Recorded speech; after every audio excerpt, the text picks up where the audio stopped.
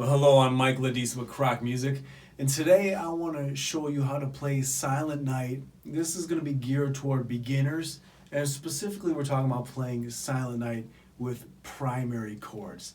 Now you hear that term, you may think that that is something maybe nebulous and vague, like if I said essential chords or important chords. Well, actually, when you say the word primary chords in music, you're saying something very specific. Primary chords always refers to the 1 chord, the 4 chord, and the 5 chord.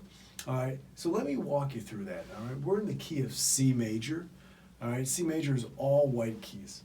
All right, so just walk up. All right, that's C major. Now, when we deal with a scale like C major, it's important that we actually assign a number to those notes. So C is going to be 1, all right? That makes D 2, E is 3, F is 4, G is 5, A is 6, B is 7, and then C is 1, all right? It repeats. So when we talk about primary chords, we're talking specifically about the chords in this key built on scale degree 1, scale degree 4, and scale degree 5. Those are your primary chords, all right? And a chord, we're dealing with the most basic kind of chord, is called a triad. All right, a triad is just a 3-note chord. So, a triad built on C, you're choosing every other note starting on C. All right, so this is the C major triad. It's a major 1 chord because it's the major chord built on scale degree 1. All right. The next primary chord is F major. This is a major triad built on the note F. Every other note in the key on the note F. This is the 4 chord, major 4 chord. All right. F major is the 4 chord. It's a major 4 chord in the key of C. All right. And then the 5 chord is G major. This is every other note still within this key signature, within this scale. All right, so that means I'm using all white notes beginning on G. The 5 chord is G major.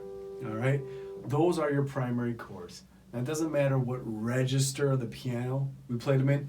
I played them in my left hand, and I used this register for those chords. All right, and that's what I'm going to recommend for this particular version. You could also play them here. I specifically chose to play them lower so that the hands wouldn't run into each other. There's a point at the end of the piece where if you played your 5 chord up here, your right hand and your left hand are gonna actually be in each other's way a little bit. Now, it can certainly be done, but I thought for a beginner, let's just keep the hands in separate terrains, all right? So I'm gonna walk you through this melody, and in this tutorial, I'm not going to play this pattern. I'm just going to play what's called block chords. And then after you understand the block chords and how they support the melody later on, if you want to assign the pattern, you can, all right? But let's look at the beginning here. You have Silent Night, Holy Night. The melody starts on the note G, scale degree 5, all right? And it has a upper neighbor note gesture. So So G, A, G, E, and the chord that you're going to play this with is the C major chord, the 1 chord. Then you're going to repeat that, Holy Night. All right, now if you're familiar with the tune, you know that there's some movement that is about to happen here. Well, it is the movement to the 5 chord, all right? The melody jumps up to D. All right, so you got D, D, B, right? And then we come back to the 1 chord. You got C, C, G. All right, let's just try that much. 1, 2, 3, 1, ready, play.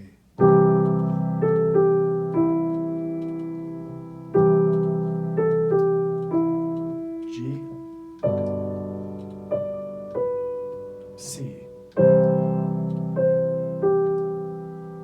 Very good. All right. Now we're going to move to the next section of tune is a movement to the 4 chord. I should mention, each of these chords also has like a proper name, all right? So the 4 chord is called the subdominant. That's its proper name, all right? So I'm the youngest child. I'm the second child in my family. My proper name is Michael, but I'm also the second child, right? So just like children in a family can be numbered and they have a sequential order, they also have a proper name. Well, chords in a key, they have a number, the 1 chord, the 4 chord, the 5 chord, but they also have a proper name. And you want to know those proper names. So the 4 chord is called the subdominant. All right? The 1 chord is called the tonic.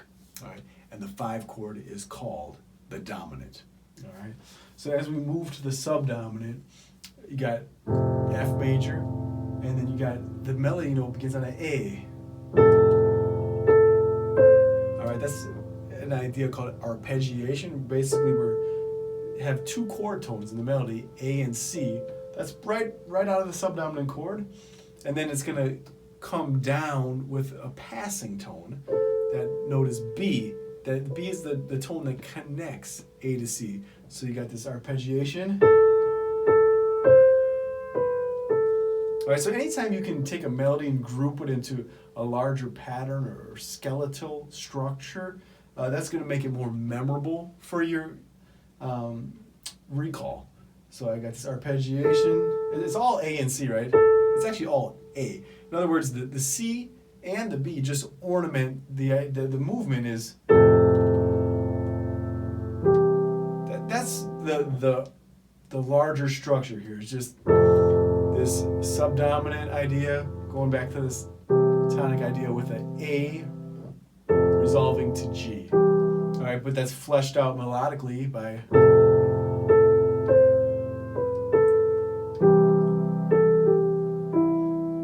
okay, and that repeats twice. A, C, B, A, G, A, G, the last section of the tune moves to the dominant. That's the 5 chord. I'm going to pick up on the note D, and it goes up to F. All right, all skips there, no stepwise motion. D, D, F, D, B. All right. Then come back to the tonic chord, C major. C to E. All right. Now this last section of the tune is very important that you listen closely to this and carefully, and I'll try to be as clear as I can. When you have this in the melody, sleep in heavenly peace. This is outlining the C major chord. All right, starting at C, working downward. The notes are not quite in like the root position, but the harmony here is not going to quite sound like you would expect if you just put a C major chord.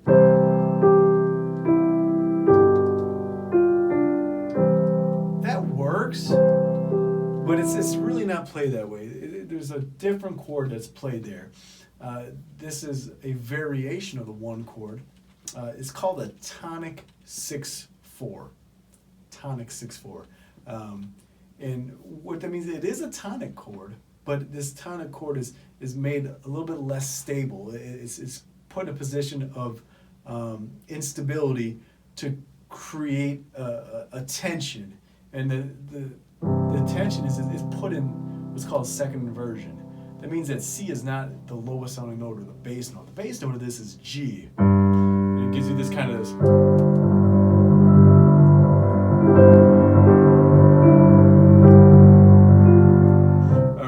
If you put the tonic chord in root position there, you don't get that same kind of instability that's created by putting the dominant note, the 5 of the key, in the bass. All right? So I said it's called a tonic 6/4. For those of you that understand intervals, I'll tell you where that comes from. A regular C triad, in root position, you have an interval of a third and a fifth. All right. Now that's not called a tonic 3/5, but that's kind of the standard tonic chord. All right. When you put it in second inversion, it changes the interval relationships between the bass note. And there's a system in the Baroque era called figured bass. All right. Figured bass was very conscious of what the interval relationship is to the bass note. And so when you put G in the bass of a C major chord, the intervals present there is a fourth from G to C and a sixth from G to E. So that's why this is called a tonic 6/4 chord. All right, those are the intervals that the tonic chord is related to its bass note. All right, tonic 6/4. All right, if you were using numbers, you would write that as a Roman numeral 1 with the Arabic numeral 6/4. All right, so capital I and then regular numbers like we're used to 6/4, and there would be subscript 1, 6, 4. I think I did that right backwards. All right. All right. So it's a very specific sound when you put the tonic chord in second inversion, and that supports this idea of. And then here is the 5 chord. This is a very common idea that the tonic 6/4 gives way to the 5 chord.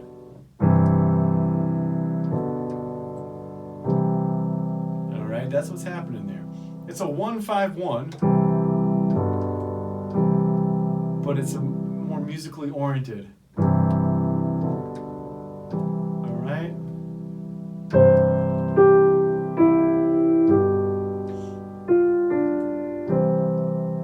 Sound it out. All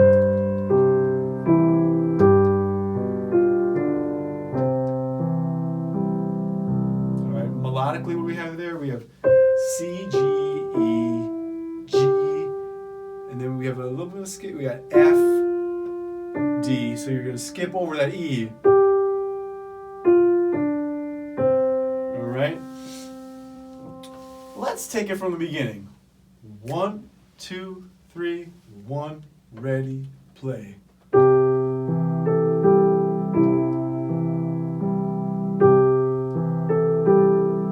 Going to the 5 chord, D in the melody. Back to the 1 chord, C in the melody. Down to G. A in the melody, F chord.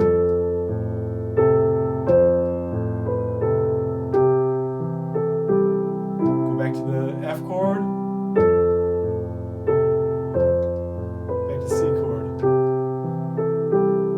The dominant or 5 chord, all skips, C chord, tonic 6/4, 5 chord.